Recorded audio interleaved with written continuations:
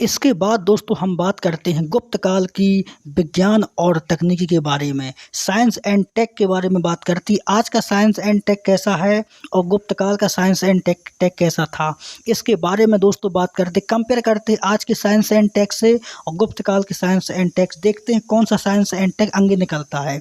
अगर हम यहाँ पर बात करें साइंस एंड टेक की, विज्ञान और तकनीकी की, तो जो भी गुप्त काल था ना, तो गुप्त काल में विज्ञान और तकनीकी का यहाँ पर बहुत विकास हुआ था।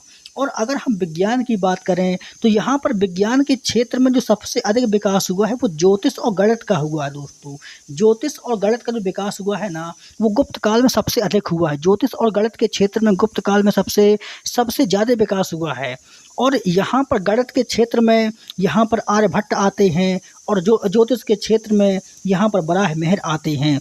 और अगर हम बात करें यहाँ पर आर्यभट्ट की, तो आर्यभट्ट ने लिखा है आर्यभट्टी। क्या लिखा है? आर्यभट्ट ने लिखा है आर्यभट्टी। और उन्होंने बताया था कि पृथ्वी गोल है और अपनी धुरी पर घूमती है।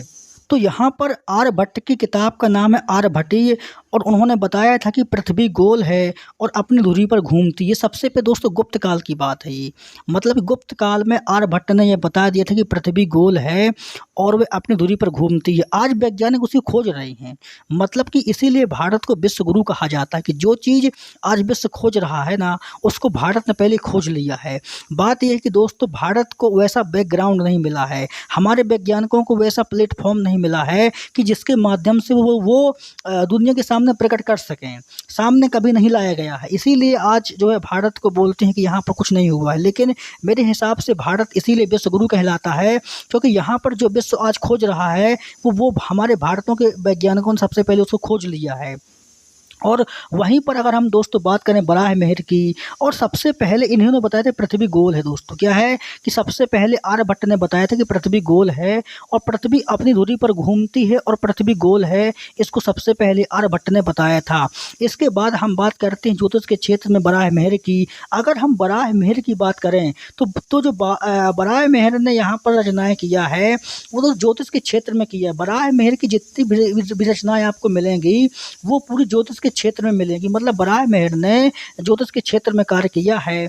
और इन्होंने पंच सिद्धांत का, बृहत संहिता, और यहाँ पर लघु जातक और बृहत जातक, तो ये जितनी रचनाएं हैं, चाहे पंच सिद्धांत का हो, यहाँ पर लघु जातक हो, बृहत जातक हो और बृहत संहिता हो, ये पूरी जितनी भी रचनाएं हैं ये पूरी ज्योतिष के क्षेत्र में मिली हुई है। किसकी? ये पूरी क्या है? ये पूरी ज्योतिष के क्षेत्र में है। इसके बाद दोस्तों हम बात करते हैं नागार्जुन की। तो नागार्जुन ने दोस्तों केमिस्ट्री का विकास किया था, रसायन शास्त्र, मतलब उस टाइम पर केमिस्ट्री का जो विकास किया था वो नागार्जुन ने किया था। इसीलिए दोस्तों तो नागार्जुन को आइंस्टीन बोलते, भारत का आइंस्टीन किसे बोलते हैं? भारत का आइंस्टीन नागार्जुन को कहा जाता है। और नागार्जुन ने केमिस्ट्री के क्षेत्र में विकास किया था, यहाँ पर रसायन क्षेत्र के बारे में यहाँ पर विकास किया था। और इन्होंने धातु विज्ञान के बारे में बताया था, और धातु विज्ञान में सोना और चांदी के बारे में मैं बताया था कि सोना और चांदी का प्रयोग किस प्रकार से करना है। अपन को सोने और चांदी, मतलब कि धातु के क्षेत्र में धातु का प्रयोग किस प्रकार से करना है, धातु की खोज कैसी करनी है, ये सब बताया था नागार्जुन ने। तो नागार्जुन ने सोने और चांदी का प्रयोग कैसे करना है इसके बारे में और बताया था। और ऐसा कहा जाता है कि पारे का जो आविष्कार हुआ था वो इसी टाइम पर सबसे पहले हुआ था। तो सबसे पहले पारे का जो आविष्कार हुआ था वो इसी टाइम पर हुआ था। एक प्रकार से दोस्तों केमिस्ट्री के क्षेत्र में, रसायन शास्त्र के क्षेत्र में, धातु के क्षेत्र में यहाँ पर जो भी नागार्जुन होते हैं उन्होंने अपना एक प्रकार से सोने और चांदी का यहाँ पर प्रयोग किया था और उसके प्रयोग के बारे में बताया था। उसके बाद दोस्तों बात करते हैं धन्वंतरी की।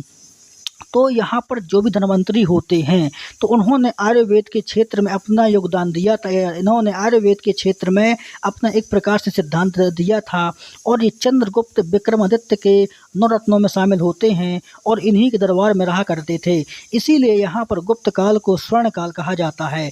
तो आप दोस्तों खुद बताइए, आप वीडियो देखने के बाद आप ये खुद तय कीजिए कि क्या आप गुप्त काल को स्वर्ण काल कहेंगे, कि जितनी गुप्त काल की सब घटनाएं हुई हैं क्या उनके आधार पर आप गुप्त काल को स्वर्ण काल कह सकते हैं? आप ये दोस्तों कमेंट में जरूर बताइएगा कि गुप्त काल में जो विकास हुआ, चाहे शिक्षा के क्षेत्र में हो, साहित्य के क्षेत्र में हो, यहाँ पर साइंस एंड टेक के क्षेत्र में हो, मंदिर के क्षेत्र में हो, मूर्ति राजनीतिक क्षेत्र में हो, तो क्या यहाँ पर हम गुप्त काल को स्वर्ण काल कह सकते हैं? दोस्तों, हम इसके अगले वीडियो में गुप्त काल की जो प्रशासनिक व्यवस्था है उसके बारे में आपसे बातचीत करेंगे। तो दोस्तों, आप हमारे चैनल को सब्सक्राइब कर लीजिए, बेल आइकन को प्रेस कर लीजिए। मिलते हैं अगले वीडियो में, जब तक के लिए आप सभी का धन्यवाद।